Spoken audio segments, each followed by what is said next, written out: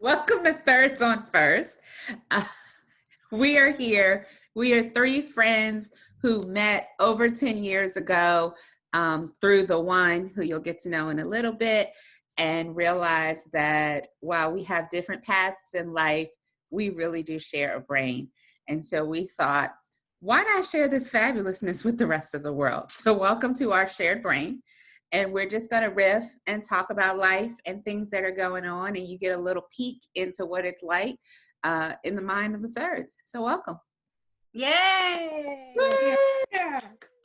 Yeah, we sort of thought it's just not really fair for us to deny the world of our thirdness, because we've known our thirdness for quite some time now. And those who know the thirds kind of want to be thirds, but really, if you know how, fractions work, there's going to be three thirds. So maybe what we could do, ladies, is maybe even go in reverse order. We'll start with the one, and if you don't understand why she's the one, you probably just want to turn the podcast off right now. Right. It is not vanity. It is just a fact. So. It is a fact.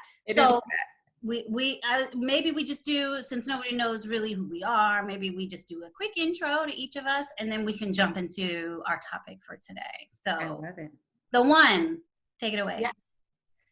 So I am the one. I feel like I'm a classy, sassy lawyer chick, and I share that in common with these ladies. I don't know how much detail are we really going into. Whatever you want to say. Whatever you want to say. Give us your non-elevator speech, because nobody really cares about your, what we do for a living so much. But well, there you go. Well, on the inside. On the inside, I am pretty much a stereotypical Pisces. I live half in the world and half in my dreams. So I'm curious to see how that plays out with you ladies who shares my brain. That might be an interesting nuance. So definitely a daydreamer, always having lots of big dreams, always trying to bring light and love and sprinkle unicorn and fairy dust magic all over the world. In my own little way. Pretty much an introvert, so I may be quiet at times, but then come with a random zinger or a very sarcastic moment throughout the podcast. Don't forget the rhymes. You might pop up with a rap at any point. I might also bust out an interpretive dance, because sometimes that's the way. Okay. But I will kick it over to 2/3 and see what. So I'm 2/3, and maybe at some point we'll, we will undo our secret identities and tell you our actual names. But I'm also, I don't know if I'm classy, but I'm definitely a sassy lawyer chick. And just a mom, a wife. I'm on sabbatical from work, which is why I actually have the time to do or pretend to do a podcast. I am a pretty hard charging, all fire, straightforward, always from the heart, but very blunt. And, I think one of the themes that we will probably touch on repeatedly in this podcast and whatever it grows into is authenticity and cutting the bullshit and just being who you are in the world, and understanding that, who you are is not only enough, but not too much. It's just, your authentic self is who needs to show up in the world, and that's what the world needs from you. And that's kind of how I'm raising my two girls, is to be, nasty and authentic and blunt and put it all out there. And we don't need to be, nice little ladies all the time. Sometimes you need to be a raging bitch, and it gets the job done. So that's me. And I'm going to hand it over to 1/3, who is technically the first third. Woohoo! I'm 1/3.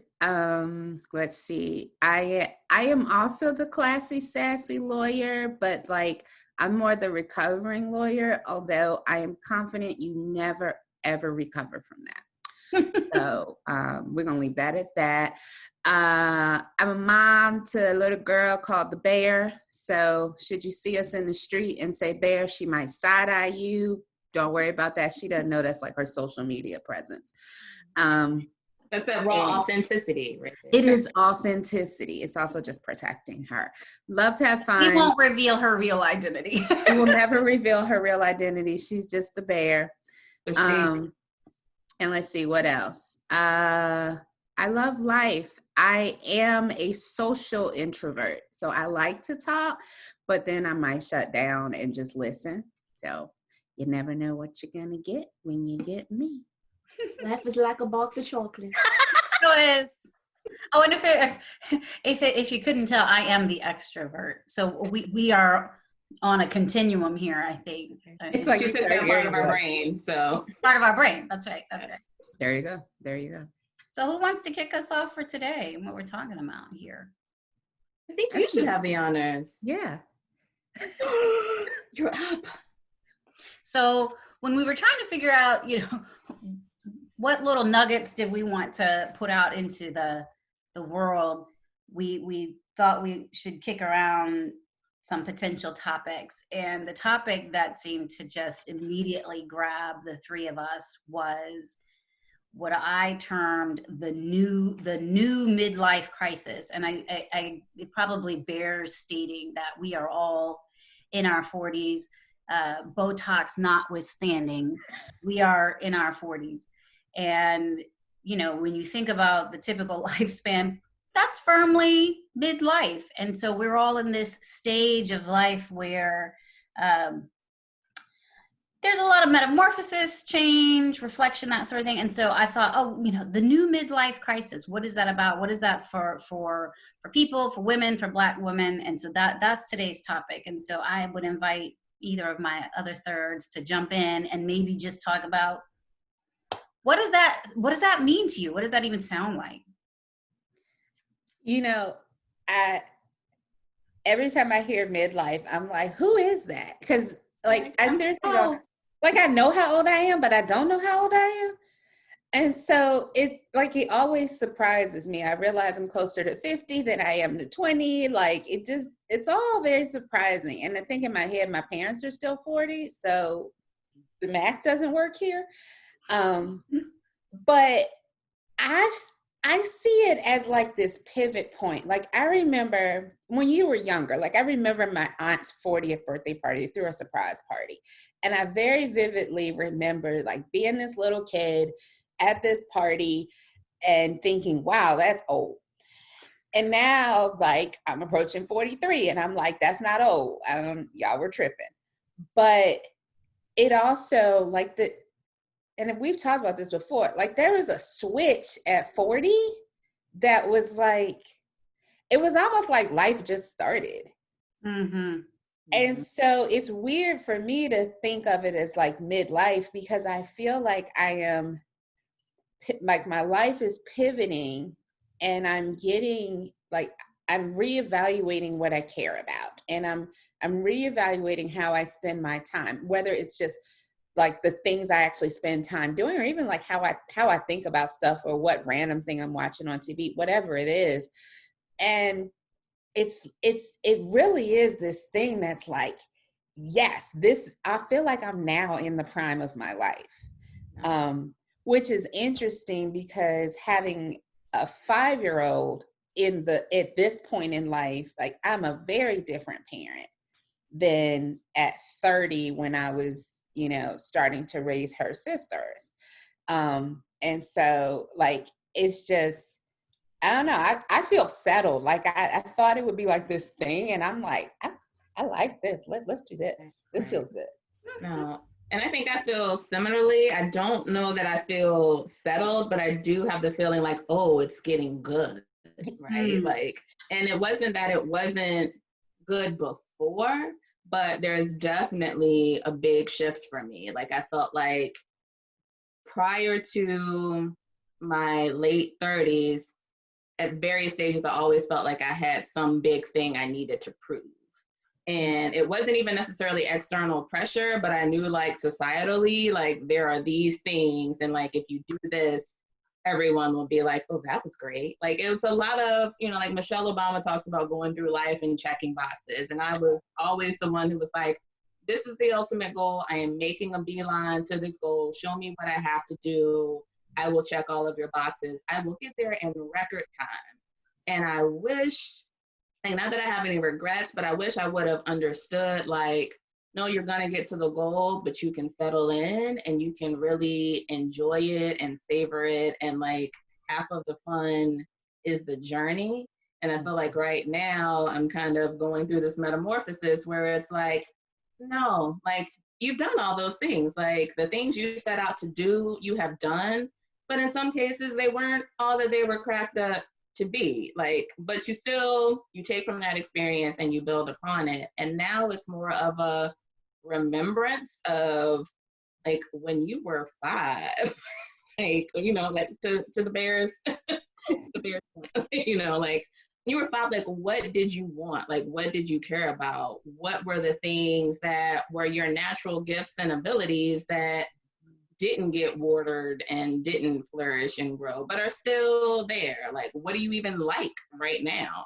So it's really this kind of unpacking for me and unlearning and undoing of a lot of things, but there is comfort in that. Like, it's exciting to me to kind of get to the core of that and to kind of throw off all the things that I feel like I don't need anymore and don't fit, frankly. There's so much that you said in that 3/3 that resonates with me, and I'm jotting as you are talking, and then even hearkening back to what 1/3 was saying. I feel like I am staring down the barrel in about a month of 45. For some reason, 45 feels like, oh shit, I better stop wasting time. I'm running out of time. And it's the feeling of running out of time, both to fulfill whatever purpose it is that I've been put on the earth for, but also I'm running out of time to wake up, take in life, slow down. I've been practicing law for 16 years. Like when is running through brick walls going to fall by the wayside, and when do you get to stop and sort of revel in where you've come from, what you've accomplished, and the ability to just kind of say, you know what, I don't have to be the person that does it all, or like you said 3/3, like does it on a particular time frame, faster than everybody else, better than everybody else. I think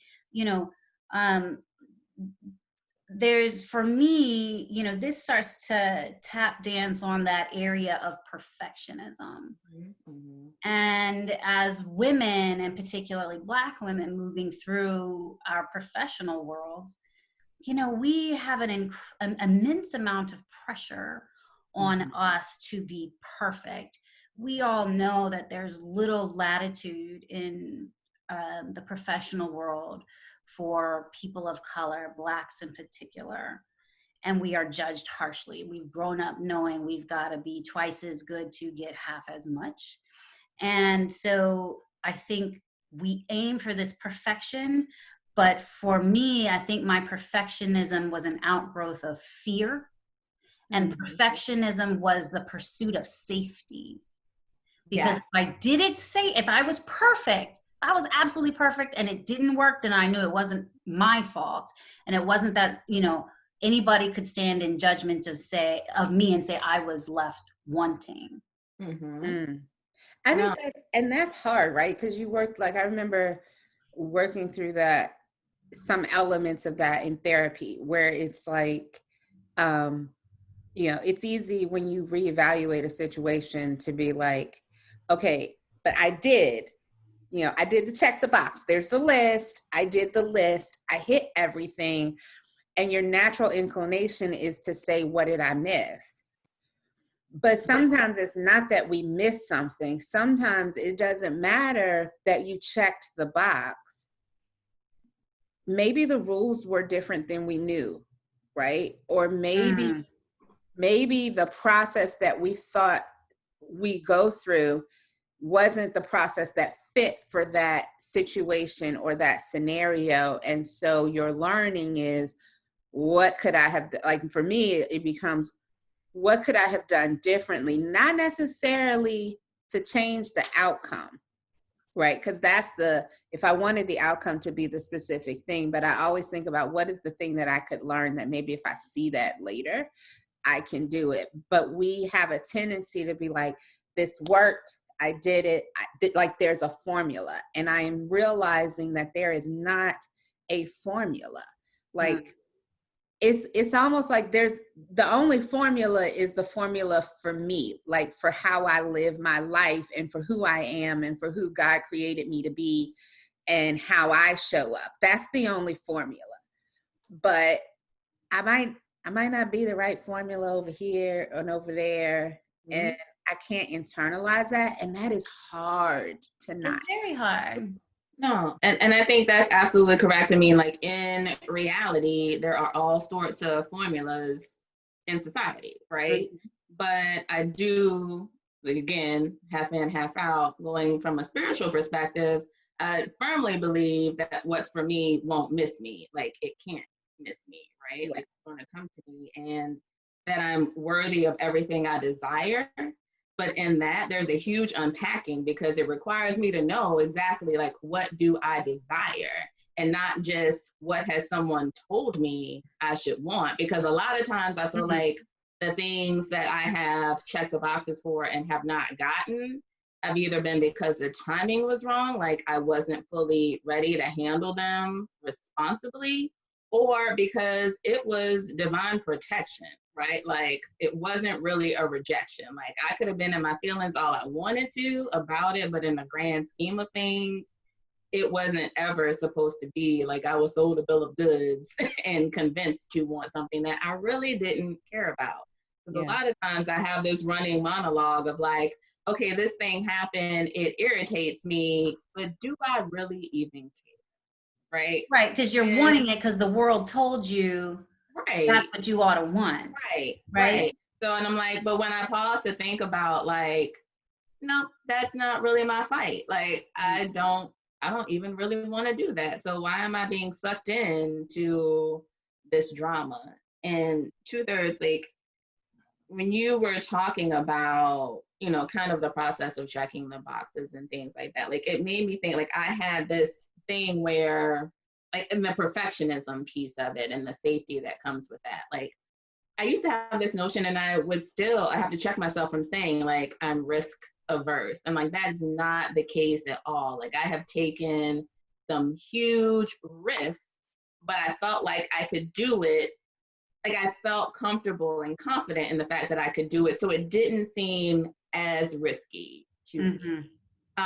But I also am very much aware that I had a tendency to do things like, okay, well, if I only take up a little space, or if I do things this well, then everyone will love me and like you'll want me around and that'll be great. And it's not that in doing so, I wasn't being my authentic self, but I also do realize that I was more willing to package myself in a way that was like, no, anyone would want me around. Look at me. More palatable, right? Right? Like, who wouldn't want, you know, and then when someone doesn't, it's kind of a devastating blow. And you're like, oh, wait. Hey. What's wrong with me? Or what's wrong with you? Or, you know, like it wasn't just, this wasn't a fit, right? So it kind of takes that extra layer of, you know, and now I've just gotten to the point like, this is me. Do you like it? Do you love it or not? Like, that's just what it's a liberation. It is. It absolutely it's a liberation is. Because you've done, you know, you've been through, you know, the educational system and college and law school and law firm and profession and built your career and, you know, gotten the respect of your peers and your colleagues. Like, you know, there is a certain level of confidence and security in who you are that comes just with time. And if there are young people watching this podcast or listening, I would just say it just takes time. Don't operate out of fear, but let let your experiences mature you, because I think out of that maturity comes security, a solid sense of self, and liberation. And really, what's more important in life than being free? Free to make the choices that you think are right, free to speak your mind, free to speak up and speak out. That and I wanted to mention a book that I recently finished called Do Nothing by Celeste Headley, and it kind of ties into what you were just saying, the one about what do you really want. And I think sometimes when we're younger, we're having the world tell us what we should want, and that shiny thing, and like, well, that looks good, and I know that's the safe choice. But she talks about means goals and end goals, and it really spoke to me, because it said, we often set these goals like, okay, I'm going to drink 8 glasses of water, and I'm going to work out 3 times a week, and I'm going to publish 3 blogs this week, and I'm going to write a scholarly article this week, and I'm going to do, here's all these things, that I want to do, all these goals, right? But those are all really means goals, because what you're really trying to get to is those are means to an end. What's the end goal? Mm-hmm. And really, ultimately, we all want a fulfilling, peaceful, contented, joyous life. Yeah. And that just really spoke to me, because it was like, we do all these things, we check all these boxes because people tell us that's the way, and embedded somewhere in there is the notion that these things will make you happy. That's not always true. And so I am challenging myself to think about, what is the ultimate thing that I want, and what is the life, what life can I create to get there? And maybe it doesn't look like general counsel of a company. Maybe it doesn't look like partner in a law firm. Maybe it looks like something else entirely. And maybe it doesn't look like $500,000 a year. Maybe it looks like something else entirely. And so I haven't answered the question yet, but I tossed that out for your thoughts.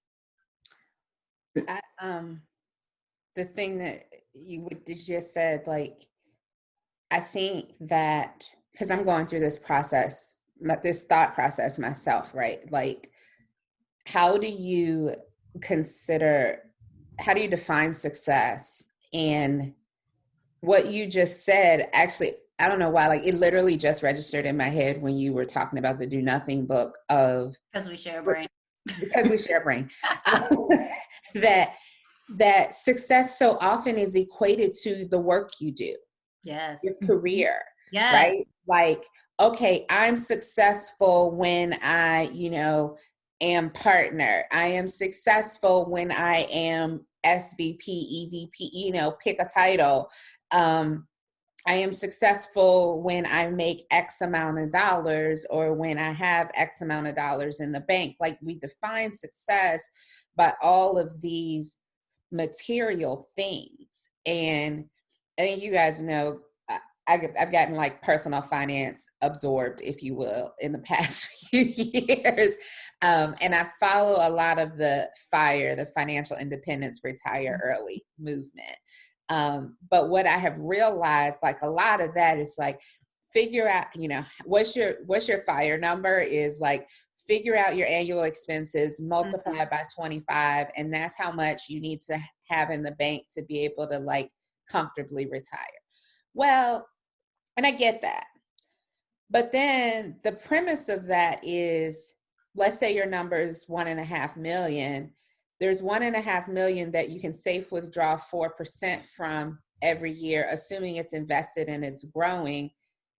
And then at some point you die, and you still have at least 1.5 million plus whatever has grown that you give to your family. But, like, for the sake of what? And so I started redefining that,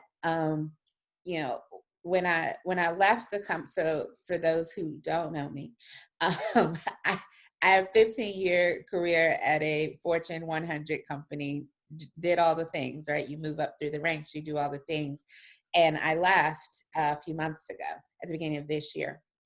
And, I'm grateful to have gotten a package and done all the things that needed to happen. And it put me in a position, combined with the stuff I had done leading up to that, just in terms of managing my own finances, where I could do what I wanted. I can go out on my own. I can do what I wanted. But in this process, what I've realized is I started defining that financial independence differently. And it goes to your point, right, of where we define success. I started defining it as being in a situation where I know all of our needs and most of our wants are taken care of, so that I can make decisions that are not financially driven. That I can make decisions that are value driven and that are interest driven. And I don't have a specific answer yet of like, what is that? I have a sense of some of the things that I can do to make leave this place better than I found it. That is a goal. And that is using my unique talents and gifts. But that also means that if somebody comes to me and says, hey, I'm really interested in you doing X, Y, or Z, I can and have very comfortably say, I could do that. It's just, that's not what I want to do at this point. That's And not that creates your a level energy. of freedom. Yeah, it creates a level of freedom to be like, I can create the life that I want to have and still make an impact.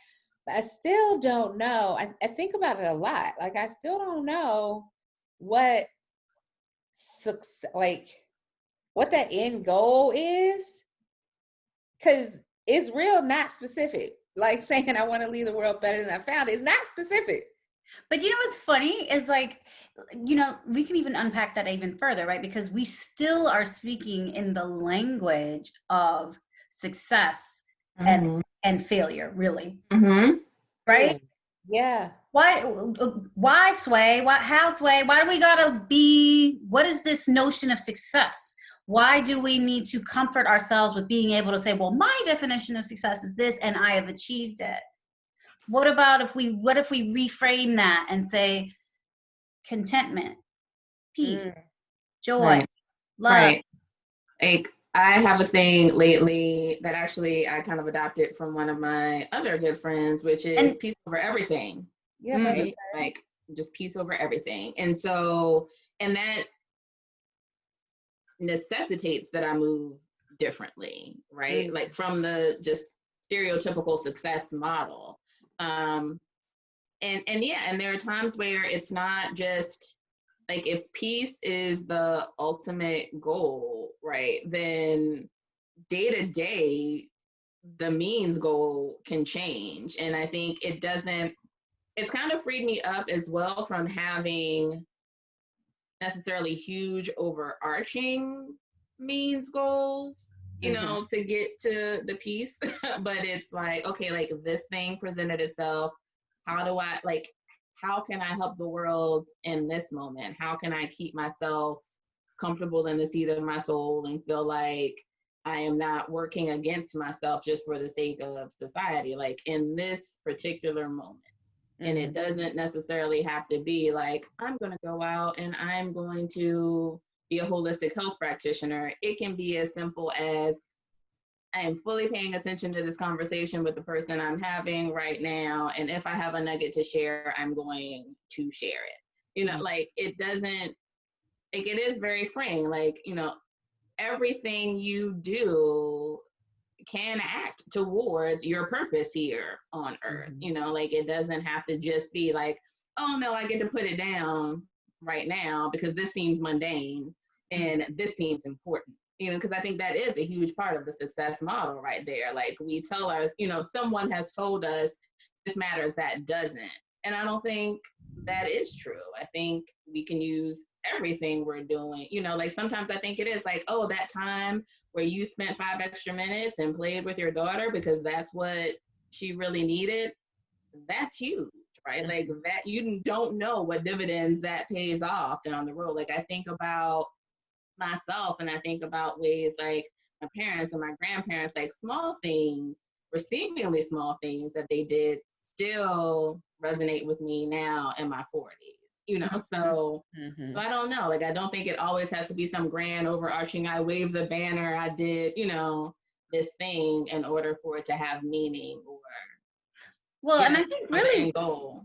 I said, really what you're kind of talking about too is just like, is downtime, is leisure, is quiet, is, that it's laying in the backyard reading a book. We are human beings. We are not human doings. And let me be the first to say, I am as guilty of this as anybody. I live my life by list, and I have for 35 years, literally.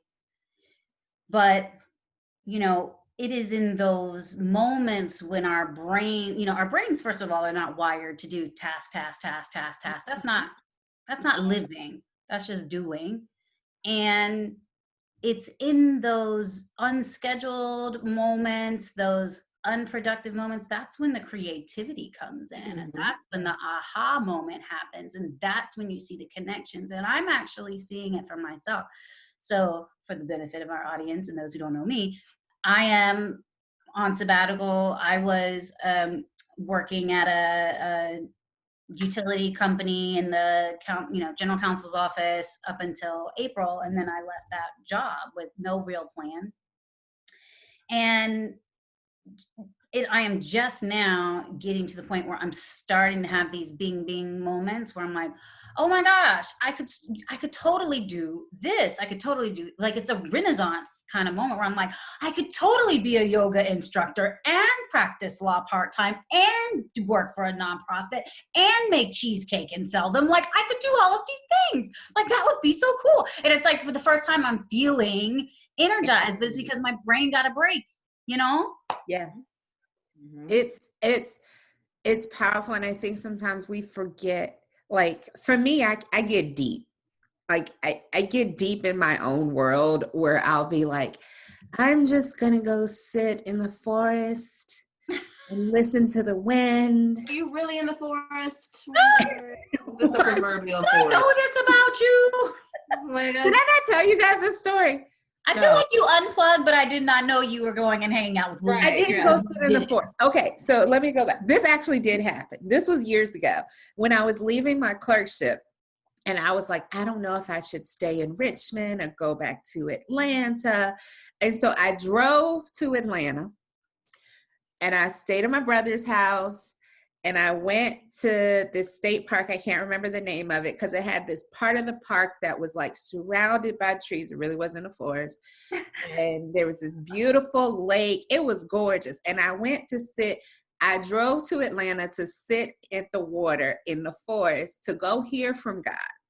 Here's what's funny about that. God is in Atlanta in a forest. God is in Atlanta.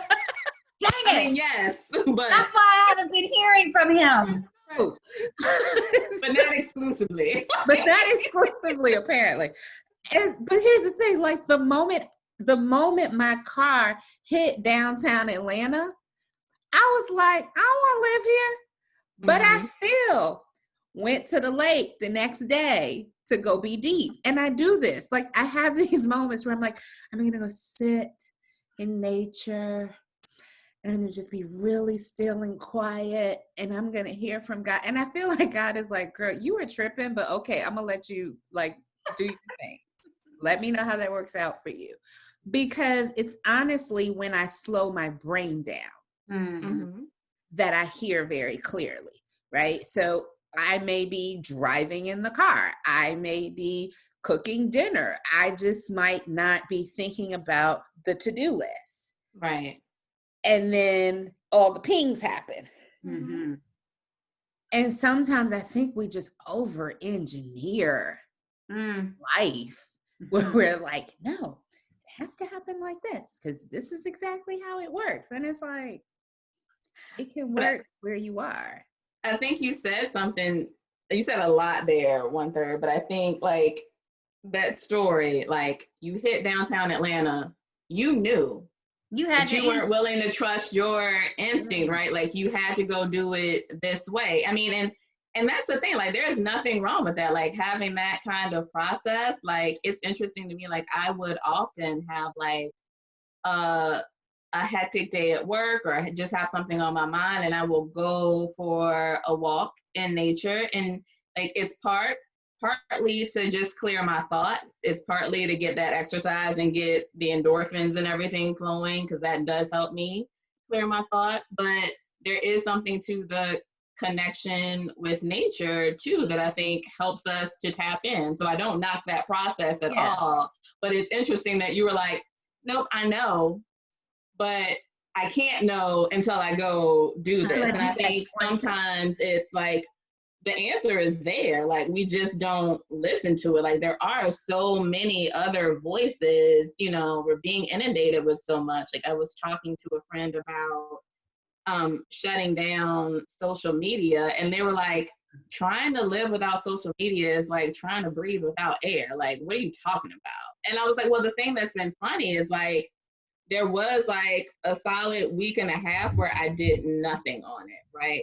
But I kept daily getting texts from people that were like, here's this IG link, here's this Facebook link, you know? And so it's like, suddenly I was back in it, you know, like even without trying. And I mean, to some extent, that goes back to the things that are for me aren't going to miss me. But, you know, it's like, I'm trying not to have this be for me. Like, I don't want it, right? But it was like, yeah, like, I don't have to actively get on it. Like, folks are like, oh, no, I see this thing. You should have it. Not that I'm going to send it to you in that medium. Like, I'm going to text it to you because I you were really getting what need you needed anyway. Right? Like, I really need you to have it. And so it is hard to kind of escape all of that messaging sometimes, but to your point, Two-Third, like that robs us of so much creativity. Like we never have to be bored. Like you don't have to. Like you can sit there and be like, oh, I got my smartphone. Like let me pull up something I like. Let me plug my brain in, right? So I don't have to be quiet and sit with my thoughts. Let me just plug this thing in. Exactly. And, you know, being an introvert and really kind of needing that time to charge back up, right? Like I enjoy that time. And sometimes it does become too much. Like when everything first started with the sheltering in place and quarantine, like one of the first things I realized was it took away my sleep time. Because I was like, oh, this thing is, you know, there was so much happening on social media. Everyone was like, okay, this is the way we can connect. So it really did feel like I am missing something if I don't connect here. And I felt like, okay, I'm still being introverted because I'm alone, right? I'm like, but you're not alone with your thoughts, right? Like you are physically alone, but you've actually given up that recharge time. And then it was suddenly like, you know, poor sleep hygiene, like now I'm not sleeping enough. And now, you know, and this is having this horrible ripple effect. And where like, on one hand, I feel so connected. On the other hand, I'm like, I'm connected to all of you, but I'm not connected to myself. So I'm not showing up. And you were losing your energy in that. Absolutely. Like, I had the same thing where I was like, why am I so exhausted? And then I had this reality moment where I was like, I don't like people that much, like to be in all of the events. Like I'm not that social. And so I realized that it was like I was going to all these parties and all these events. And I was like, I don't do that. Like that's in real life, right? Right. And it's like a weird example of what happens in real life. Cause it's like, okay, like I was having like that FOMO, like what am I missing? All these things are going on tomorrow. Like my actual friends are going to have been in this party and they'll be talking about it and I won't know. And, you know, so I should pop in at least.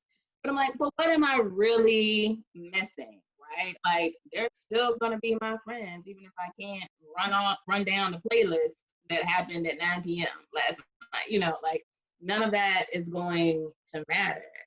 And I think we do that on a larger scale in day-to-day life. Like, okay, I have to do this. Otherwise, folks are going to think I missed out on something or I'm going to feel like I missed out on something. But it goes back to like do I even care? Like, why is it that I want it or that someone wants it for me? Because if you don't have a clear image of what you want for yourself, someone is going to fill your time. Yeah, that's right. Someone will tell you, you know, like, oh, you don't know what you want to do. And like the notion that if you don't know where you're going, all roads lead there, right? So anyone can put something in front of you and it sounds great.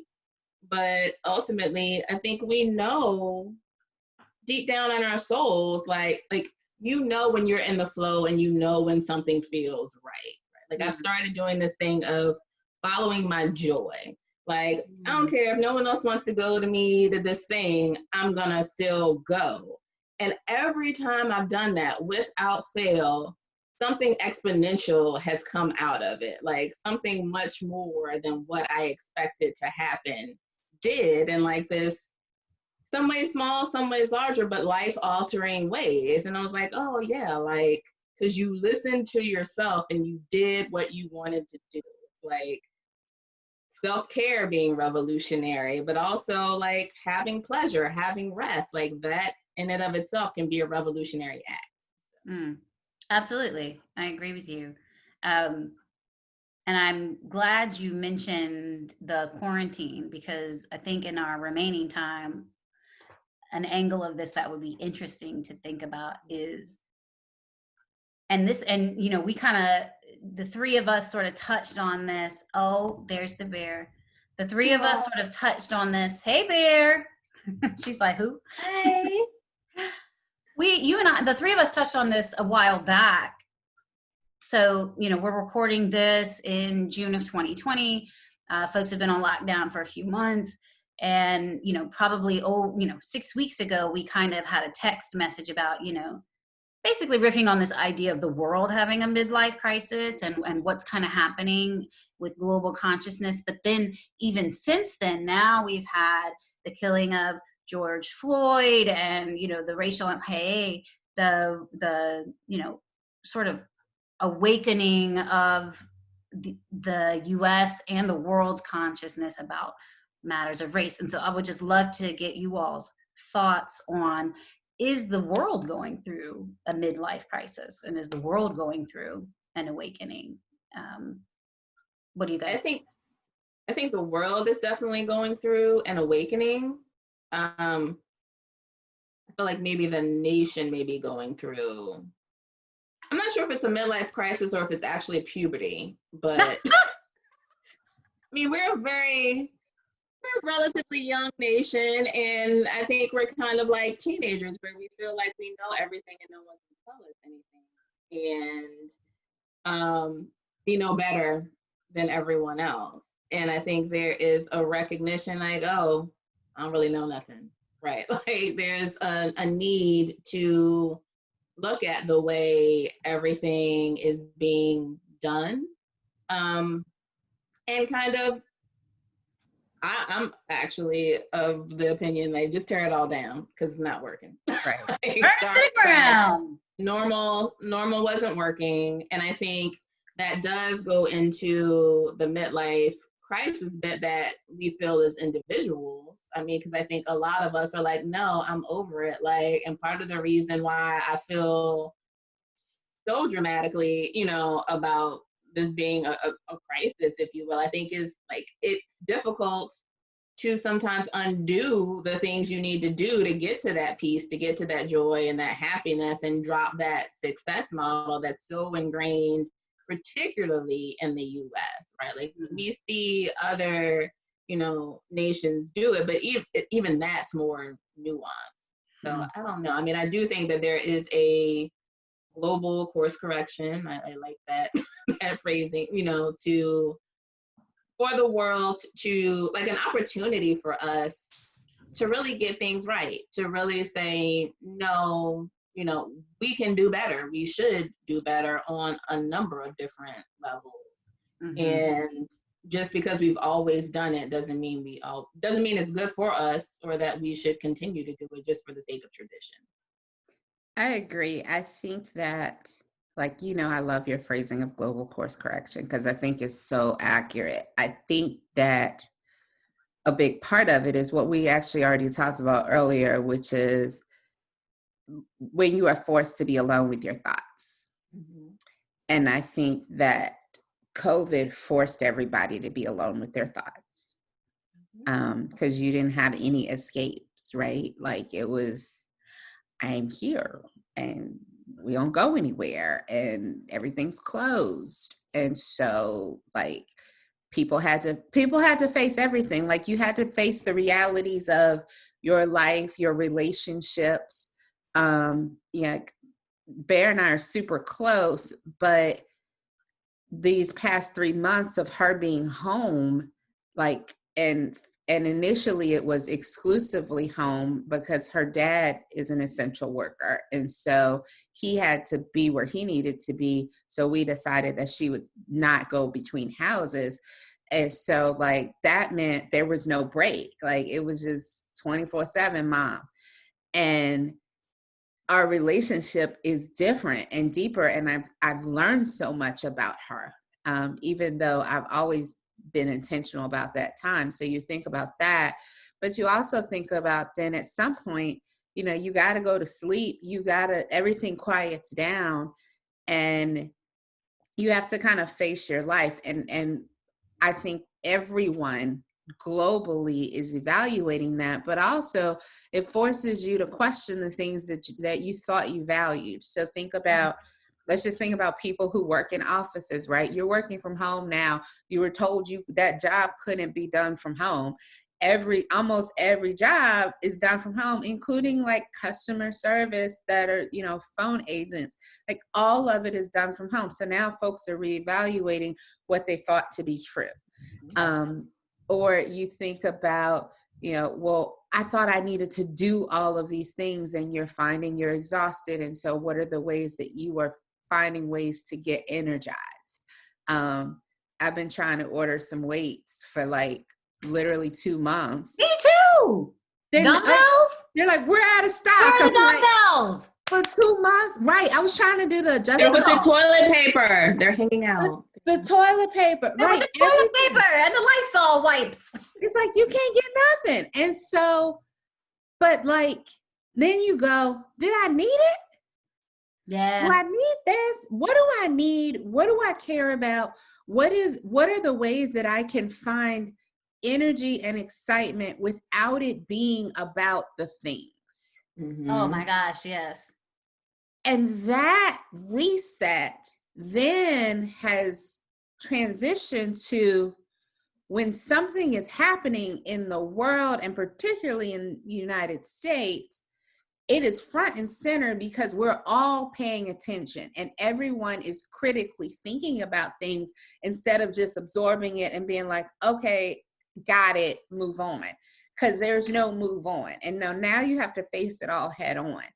And once it's like, you know how you see something, you're like, I want to unsee that. Like you can't unsee it. Mm-hmm. You can't unsee it. This is life. And once you've seen it, you decide, is it okay? Yep. Do you accept it? Are you okay with that? Can you live with that? Yep. Or do you say, that's not okay for me, so I'm going to do something about it? Mm-hmm. It's almost like this moment that we're having on the diversity, equity, and inclusion front and the racial disparities in this country and the treatment of Black Americans and persons of color. It's like it almost couldn't happen without COVID. No. Because of exactly what you said, 1/3, which is that people's minds had to get quiet enough. They had to be emptied enough for this new information to come in and for them to be able to sit and critically think and watch that 8 minutes and 46 seconds and say, whoa, that's not okay.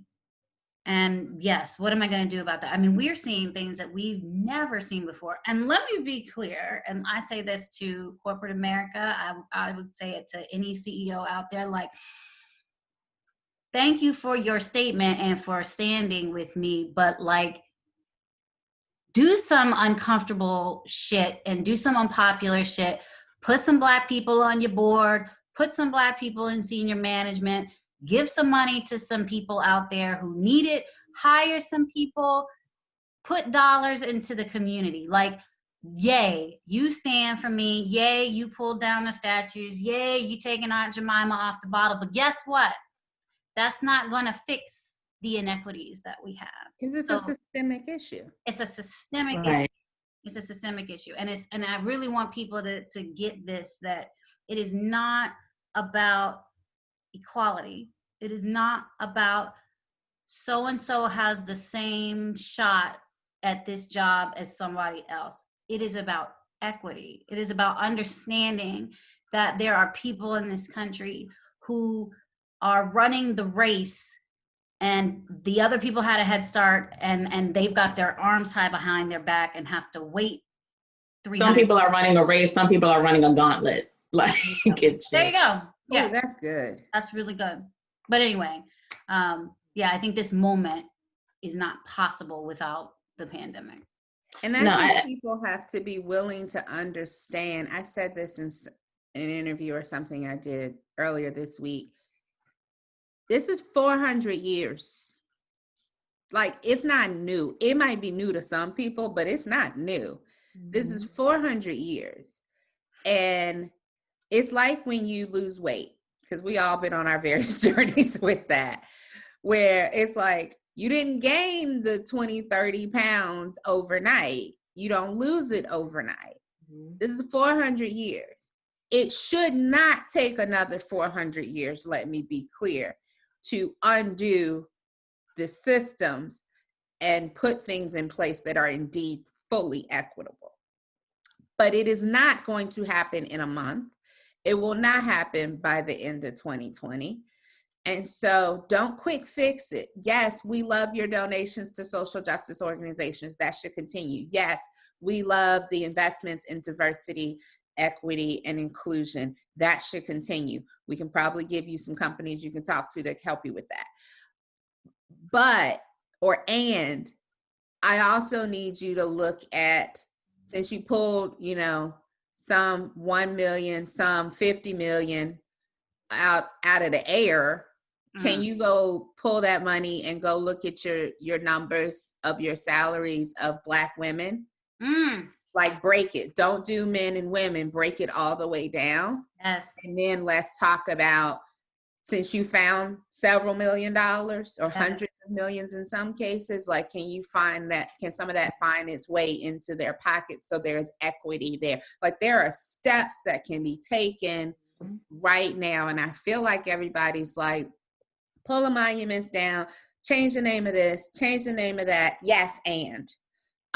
Yes, and. Do the deeper work and understand it's a journey, and don't get frustrated by the process, because guess what? We've been fighting this process we've been fighting this process and this battle our whole lives, and the generations before that, and the generations before that, and the generations before that. Because understand, it's not, yes, we would like for you to stop killing us in the street. And we want to be in your boardroom too. Across the spectrum. Right. It is a full quality of life situation. Absolutely. Right? Like, absolutely. And I think when you look at the protests that are happening, anytime I see a Black person in the street protesting amidst the pandemic, I need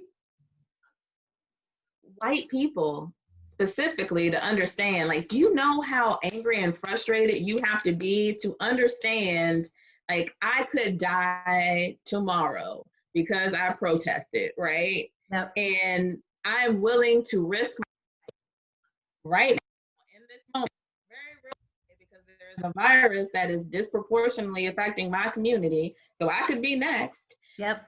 And I'm willing to do that because what kind of life am I going to live if we don't change what's going on? Like, it really does become a quality of life situation that, like, I'm willing to risk myself. I'm willing to put my life on the line so that someone else doesn't have to. Yes. And I think, like, that can't be lost either. I don't know. Yeah, I agree. Well, ladies, I think this is great. This was good. I hope everyone else enjoyed it as well. Thank you for joining the First Thirds on First podcast video recording. Don't know where this is going to land, but like I said at the top, the world needs a little thirdness. Exactly. Hey. All right.